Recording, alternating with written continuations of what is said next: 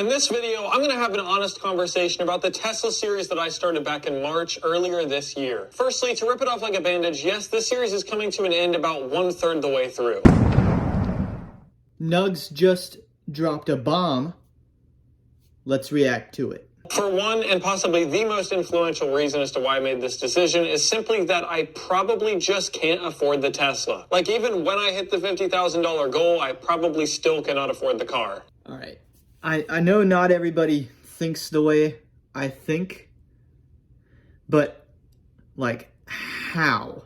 How are you not running the math on the decision, thinking about every detail before you go public with a 52-week goal in front of, at the time, I think he was basically at 50,000 YouTube subscribers. Now he's at 60,000. And look, I'm not trying to be rude or mean or a jerk in my reaction video here. I like Nuggs over the internet. I have the goal of one day being able to meet up with him at some point, and I know he watches some of my videos. I think the odds are pretty high that this one right here is one that he might take the time to watch. So I'm really not trying to say anything in this video that would put Nuggs down. I wonder about that first reason right there, the legitimacy of it, or how it can possibly happen, given the shots taken at someone like Blake Moore, which I've done before, which Nuggs has done and continues to do. I mean, basically our criticism of Blake comes down to a sort of a carelessness with the audience, and that's what this feels like to me here. Let's continue, though, to hear Nuggs out. Every single video I was uploading recently has underperformed the last video by about 5,000 views. So getting to the point where the videos aren't even covering the amount that I spent to pay my editor to put those same videos together. It just would not be enough to justify buying the Tesla. Okay, I think the more honest culprit has just been defined. The declining viewership on a weekly basis with the Tesla series. A 52-week series is incredible, because that's 52 videos. About midway through the 13 weeks or whatever it's been so far, he starts making videos twice a week, or making the goal of doing videos twice a week. Now you got 100 plus videos that are gonna have something to do with the Tesla series or contributing toward the goal of the Tesla at the end at least. Okay, 100 videos. I don't know what on YouTube exists like that yet. The Trahan Penny series from last summer, that was a 30 video series and done within a month. So even that one, you saw some fluctuation in the viewership on a video by video basis. But even that was done in a month. In the new Penny series he's just pitched for July, it sounds like it's going to be done in a week. Even he's learned, hey, I'll still do a series, but I'm going to shorten it now to 7 days. I've tried a series type thing on my channel before. I found that I don't even like doing it. So just a 3 video series, and by the time I was halfway done editing video 2, I was stale on the idea.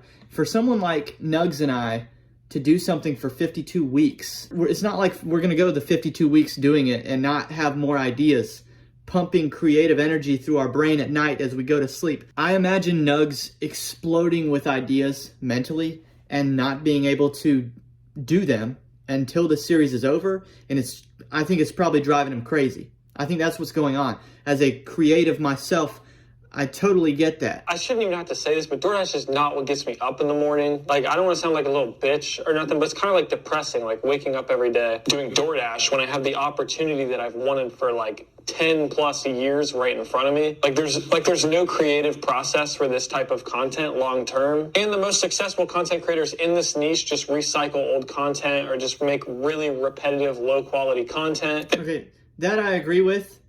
This I call the GigTube jerk off, and you can apply that to any content niche on the internet. I call this a jerk off because the content creator themselves is doing this out of a disingenuous place. It's intended for the result at the end. To me, you don't really respect the viewer on YouTube if you're giving them the same thing over and over and over and over. And it's not even necessarily the creator's fault. I think Nuggs is about to make this point in a second. It's not necessarily the creator's fault. I think it's on the creator to be mature enough to give us something else. Sometimes give the audience what they need, not what they show you they want. So really it's you, the audience's fault. Continuing to watch videos that have been made 100 times before to me is ridiculous. A couple of these people in the gig economy putting videos on YouTube, they're experts at what they're doing. They're PhD level knowledge bases, and they're putting out 6th grade level content to you guys, which to me is like disrespectful to our intelligence, and it's a jerk off, and you guys watch it anyway. And no disrespect, like, don't hate the player, hate the game, but that's definitely the game. Upload frequently, and if there's nothing to talk about, just find an old video where you talked about something before that was kind of interesting and then talk about it again, but remarket the video. Like, that's essentially what it is. There's literally 3 types of videos out there. How to make money. You could watch like literally 1 or 2 videos and know everything you need to know about DoorDash, stuff like that, Uber Eats, whatever. Okay, so how to make money. Okay. All right. Complain about no-tip customers. Okay. Got that. I think there's plenty of content out there for that. And lastly, complain about how much DoorDash pays you. Okay. That's pretty much all of them. Yes, I've been guilty of all 3, by the way. Okay. No, that's not the only 3 videos you can make in the niche. The way to make the DoorDash videos not repetitive is to have the financial result of them to you be kind of the focus of the video. So that the videos that I've done before are applying the money to something that has more to do with who I am as a person outside of gig work, because I'm not defined by being a DoorDasher, right? But I'm an NBA fan, right? So buy NBA tickets with the money that I earn doing DoorDash. But I want to travel, right? So force myself to travel to places in the country I've never been to before using only money that I earn in the gig economy. Or there's something that I want to buy or contribute to, a cause that show a piece of my personality to the viewers for the first time. I can set a goal on a particular day or a particular shift in the gig economy to accomplish something in the video, and it doesn't make it repetitive at all. Even amongst things that might be repetitive on my channel, they're never going to be the same twice. You know, I'm going to be doing this for years.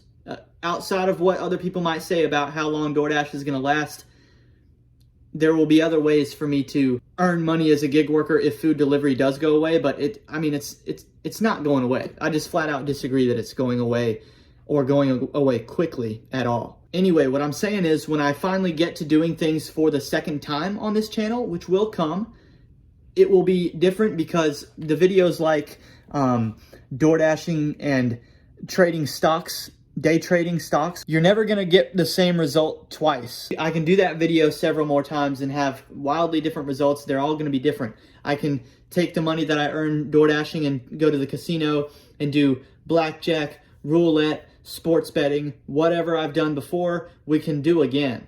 And it all falls under this goal that I set. This was a more than 52-week goal, but I talk about on one of my intro videos for the channel. I defined that sort of the overarching theme of what I'm doing here is becoming a millionaire, self-employed through the gig economy and on YouTube, and proving it every step of the way, documenting it. I'll be very open about my journey to $1 million net worth. So in a way, like everything I post is all kind of a big series on the goal that I gave everyone else long ago.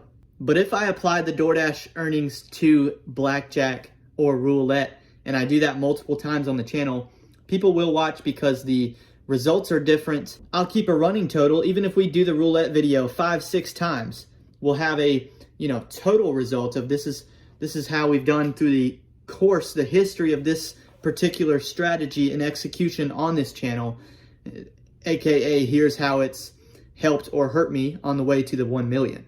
Anyway, let's close this out with Nuggs. So that's why I'm making this video today, to announce that I am no longer making DoorDash content. There it is. There's the big one right there. The big statement, in my opinion.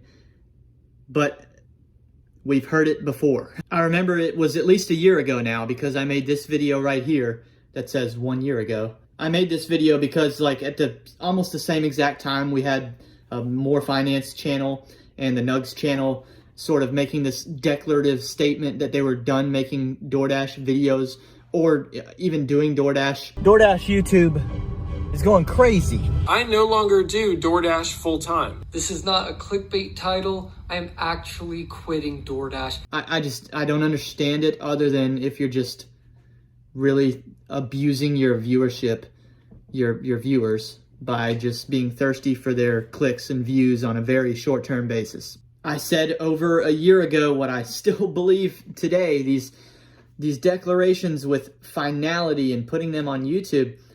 I mean, how many times can you fall for the same mistake? Because the reason that Nuggs is in this position to quit something 13, 14, 15 weeks in, whatever it is because of the same thing he's now doing in the video where he quits it. You make this final, intense statement that you don't really know if you can live up to. Oh, I'm going to go earn a Tesla in 52 weeks and I'm going to put it on the internet and I'm going to tell everybody that's the goal and we're going to do this. And then, oh, we're actually doing it and we're like on the way to doing it. And it's going to happen if we continue on this path, but I still don't know if I can do it now. I don't know. Let me second guess that. Just like a year ago, quitting DoorDash, with the similar reasons, he comes through and he's like, I want to do YouTube and I want to focus on YouTube and I don't want to make repetitive DoorDash videos anymore. And then he got right back on track to it. It just kind of angers me because of how much I value my viewership. And I've got less than 2% of the viewership that these other gentlemen do. And I just can't imagine, even as the small YouTuber that I am, misleading or mishandling the audience. I refuse to do that. Nuggs closes out the video by hyping people up for what is the next iteration of his channel, and he says this right here. No more having other people put together my videos.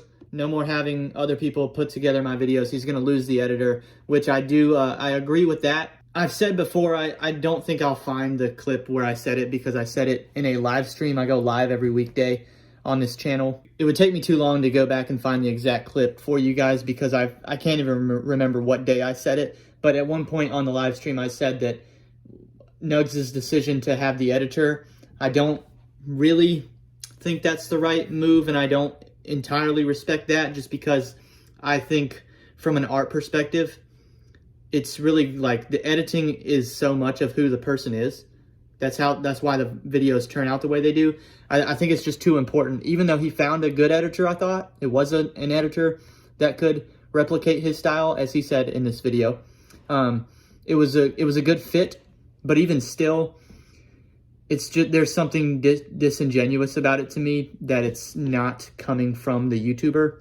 I think if I were ever to get to the point where an editor made sense for me, that might be where a second channel comes in or something along those lines. I don't know. I think that it's right for us to be doing the editing. Let me react to one more part. I'm going to rewind in his video again. Let's listen to this because I disagree with one more thing here.